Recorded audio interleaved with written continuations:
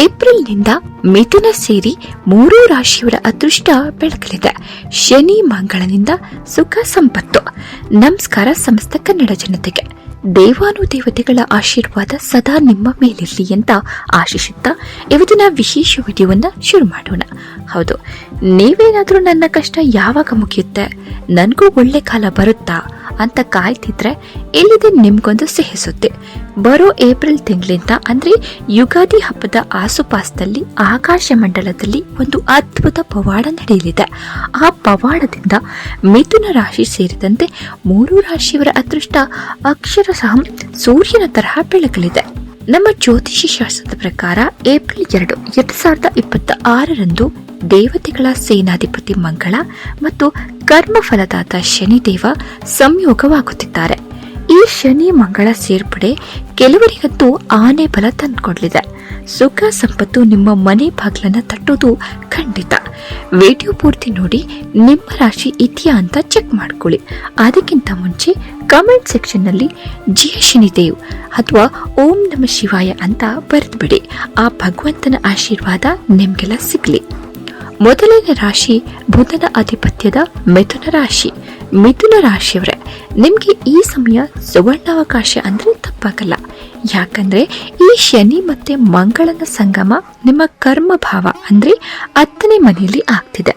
10ನೇ ಮನೆ ಅಂದ್ರೆ ನಾವೀಗ ಮಾಡೋ ಕೆಲಸ, ವೃತ್ತಿ ಜೀವನ. ಎಲ್ಲಿವರೆಗೂ ನೀವು ಪಟ್ಟಿರೋ ಪಾಡು, ಎಷ್ಟು ದಿನ ಮಾಡಿರೋ ಕಠಿಣ ಪರಿಶ್ರಮಕ್ಕೆ ಫಲ ಸಿಗೋ ಕಾಲ ಹತ್ರ ಬಂದಾಗಿದೆ. ಶನಿದೇವ ನಿಮ್ಗೆ ಶಿಸ್ತು ಕಲಿಸಿದ್ರೆ ಮಂಗಳ ದೇವ ನಿಮ್ಗೆ ಎಲ್ಲಿಲ್ಲದ ಶಕ್ತಿ ಮತ್ತೆ ಧೈರ್ಯವನ್ನ ಕೊಡ್ತಾರೆ. ಕೆಲಸದಲ್ಲಿ ಬಡ್ತಿ.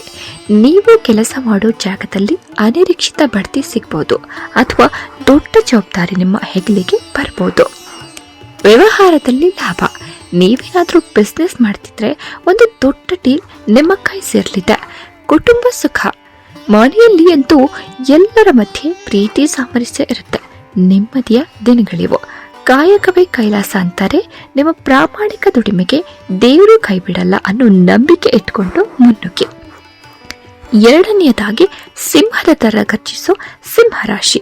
ಸಿಂಹರಾಶಿಯವರಿಗೆ ಈ ಸಂಯೋಗ 8ನೇ ಮನೆಯಲ್ಲಿ ಅಂದ್ರೆ ಅಷ್ಟಮ ಭಾವದಲ್ಲಿ ಸಂಭವಿಸುತ್ತದೆ. ಅಷ್ಟಮ ಭಾವ ಅಂದ್ರೆ ಗುಪ್ತ ಲಾಭ, ಅನಿರೀಕ್ಷಿತ ತಿರುವುಗಳು. ಇದರರ್ಥ ಏನ್ ಗೊತ್ತಾ? ಎಲ್ಲಿಂದಲೋ ನಿಮ್ಗೆ ಧನ ಲಾಭವಾಗಲಿದೆ. ಸಿಲುಕಿಕೊಂಡಿದ್ದ ಹಣ, ಯಾರೋ ತೆಗೆದುಕೊಂಡಿದ್ದ ಹಣ ವಾಪಸ್ ಕೊಟ್ಟಿರ್ತಿದ್ರೆ ಅದು ನಿಮ್ಮ ಕೈ ಸೇರಲಿದೆ. ಅನಿರೀಕ್ಷಿತ ಆದಾಯ. ನೀವು ನಿರೀಕ್ಷಿಸಿದ ಮೂಲದಿಂದ ಹಣದ ಮಳೆ ಸುರಿಬಹುದು. ಸಮಾಜದಲ್ಲಿ ಗೌರವ. ಜನರಲ್ಲಿ ನಿಮ್ಮ ಪ್ರತಿಷ್ಠೆ ಹೆಚ್ಚಾಗುತ್ತೆ. ಎಲ್ಲರೂ ನಿಮ್ಮ ಕೆಲಸವನ್ನ ಮೆಚ್ಚುತ್ತಾರೆ. ಸಿಂಹರಾಶಿಯವರೇ, ಅಂದ ಹಾಗೆ ಈ ಸಮಯದಲ್ಲಿ ನಿಮ್ಮ ಪೋಷಕರ ಸಂಪೂರ್ಣ ಬೆಂಬಲ ನಿಮ್ಗಿರುತ್ತೆ. ಕುಟುಂಬದ ಜೊತೆ ಟ್ರಿಪ್ ಕೂಡ ಪ್ಲಾನ್ ಮಾಡಬಹುದು. ಎಷ್ಟು ದಿನ ಆಯ್ತು ನೀವು ಫ್ಯಾಮಿಲಿ ಜೊತೆ ಟ್ರಿಪ್ ಹೋಗಿ? ಕಮೆಂಟ್ ಮಾಡಿ ತಿಳಿಸಿ. ಕೊನೆಯದಾಗಿ ಶನಿದೇವನ ಸ್ವಂತ ರಾಶಿಯಾದ ಕುಂಭರಾಶಿ. ನಿಮ್ಮ ರಾಶಿಯವರಿಗೆ ಶನಿ ಮತ್ತೆ ಮಂಗಳ ನಿಮ್ಮ ಸಂಪತ್ತಿನ ಮನೆಯಲ್ಲಿ ಒಂದಾಗ್ತಿದ್ದಾರೆ. ಇದರರ್ಥ ಏನು? ಖಜಾನೆ ತುಂಬೋ ಕಾಲ. ನಿಮ್ಮ ಆರ್ಥಿಕ ಸ್ಥಿತಿ ಸಿಕ್ಕಾಪಟ್ಟೆ ಸ್ಟ್ರಾಂಗ್ ಆಗ್ಲಿದೆ. ನಿಮ್ಮ ಹಣೆ ಬರಹದ ಜೊತೆ ಅದೃಷ್ಟದ ಬಲವು ಸೇರುತ್ತೆ. ಇಷ್ಟು ದಿನ ಸ್ಥಗಿತಗೊಂಡಿದ್ದ ಹಣ, ಕೆಲಸಗಳೆಲ್ಲ ಈಗ ಸರಾಗವಾಗಿ ಸಾಗತ್ತೆ. ಹೂಡಿಕೆಗೆ ಒಳ್ಳೆ ಸಮಯ. ನೀವೇನಾದ್ರೂ ಇನ್ವೆಸ್ಟ್ಮೆಂಟ್ ಮಾಡಬೇಕಪ್ಪ ಅಂತಿದ್ರೆ ಇದು ಬೆಸ್ಟ್ ಟೈಮ್. ಭವಿಷ್ಯದಲ್ಲಿ ದೊಡ್ಡ ಲಾಭ ತಂದುಕೊಡುತ್ತೆ. ವಾಹನ ಖರೀದಿ. ತುಂಬಾ ದಿನಗಳಿಂದ ಗಾಡಿ ತಗೋಬೇಕು ಅಂತ ಪ್ಲಾನ್ ಮಾಡ್ತಿದ್ರೆ ಈ ಕನಸು ನನಸಾಗೋ ಕಾಲ ಬಂದಾಯ್ತು. ಹೆಚ್ಚುವರಿ ಆದಾಯ. ಹೊಸ ಆದಾಯದ ಮೂಲಗಳು ತೆರೆದುಕೊಳ್ತವೆ. ನಂಬಿಕೆ ಅನ್ನೋದು ಬೆಟ್ಟವನ್ನ ಅಲುಗಾಡಿಸುತ್ತೆ. ಆ ದೇವರು ಕೊಟ್ಟಿರೋ ಆ ಅವಕಾಶವನ್ನ ಸರಿಯಾಗಿ ಬಳಸ್ಕೊಳ್ಳಿ. ಯಶಸ್ಸು ನಿಮ್ಮದೇ. ನೋಡಿದ್ರಲ್ಲ, ಈ 3 ರಾಶಿಯವರಂತೂ ಏಪ್ರಿಲ್ನಿಂದ ಆರಾಮಾಗಿ ಇರ್ಬೋದು. ಆದ್ರೆ ನೆನ್ಪಿಡಿ, ಜ್ಯೋತಿಷ್ಯ ನಮಗೊಂದು ದಾರಿ ತೋರಿಸುತ್ತೆ. ಆದ್ರೆ ಅದರಲ್ಲಿ ನಡಿಬೇಕಿರುವುದು ನಾವೇ. ನಮ್ಮ ಕರ್ಮ ಮತ್ತು ಶ್ರಮದ ಮೇಲೆ ಆ ಭಗವಂತನ ಆಶೀರ್ವಾದ ಖಂಡಿತ ಇರುತ್ತೆ. ಈ ಮಾಹಿತಿಯನ್ನ ನಂಬಿಕೆಗಳ ಆಧಾರದ ಮೇಲೆ ನೀಡಲಾಗಿದೆ. ನಿಖರವಾದ ಮಾಹಿತಿಗಾಗಿ ನಿಮ್ಮ ಪರಿಣಿತ ಜ್ಯೋತಿಷಿಗಳಿಂದ ಸಂಪರ್ಕಿಸುವುದು ಉತ್ತಮ. ವಿಡಿಯೋ ಇಷ್ಟ ಆದ್ರೆ ಒಂದು ಲೈಕ್ ಕೊಡಿ. ನಿಮ್ಮ ಫ್ರೆಂಡ್ಸ್ ಮತ್ತೆ ಫ್ಯಾಮಿಲಿ ಜೊತೆ ಶೇರ್ ಮಾಡಿ. ಇದೇ ತರಹದ ಆತ್ಮೀಯ, ಆಧ್ಯಾತ್ಮಿಕ ಮತ್ತು ಜ್ಯೋತಿಷ್ಯ ಮಾಹಿತಿಗಾಗಿ ನಮ್ಮ ಚಾನೆಲ್ನ ತಪ್ಪದೆ ಸಬ್ಸ್ಕ್ರೈಬ್ ಮಾಡಿ. ಆ ಬೆಲ್ ಐಕಾನ್ ಒತ್ತಬಿಡಿ.